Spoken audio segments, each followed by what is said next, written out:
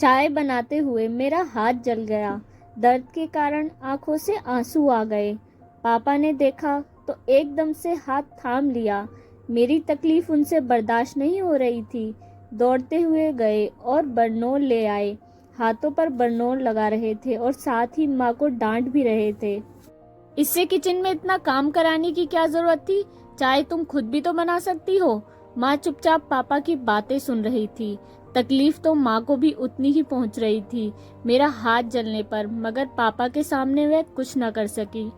आखिर माँ ने अपनी चुप्पी तोड़ ही दी और कहा, मैं कोई शौक से तो नहीं भेजती। कल को इसकी शादी होगी, ससुराल में जाकर काम तो करना पड़ेगा, वरना लोग क्या कहेंगे कि माँ ने कुछ सिखाया नहीं। लोगों को जो कहना है कहने दो, मुझे इससे कोई फर्क नहीं पड़ता, लेकिन मेरी बच्ची को कोई तकलीफ नहीं होनी चाहिए। आज से ये किचन में नहीं जाएगी।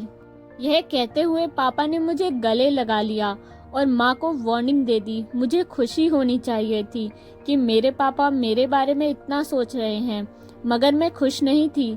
जब मैंने अपनी माँ के हाथों को देखा, जिनकी उंगलियां और अंगूठे पर सब्जियां काटने के कारण निशान पड़ गए थे और ना जाने कितनी मर्तबा चाकू छुरी के कारण जख्मी भी हो गए थे, और ना जाने कितनी मर्तबा उनके हाथ जले हुए थे, जिसके निशान आज भी उनके हाथों पर थे।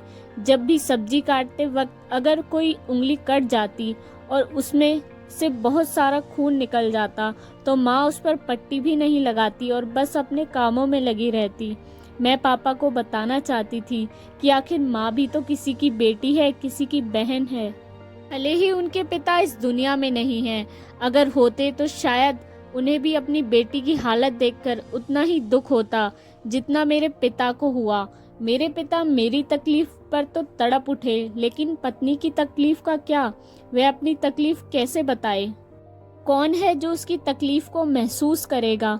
माँ के बारे में यह सोचकर आंखों में आंसू आ गए। काश की दुनिया के तमाम मर्द जिस तरह अपनी माँ, बहन और बेटी का ख्याल रखते हैं, अगर वैसा ही ख्याल अपनी पत्नी का रखने लगे तो वह हकीकत में जी उठेगी।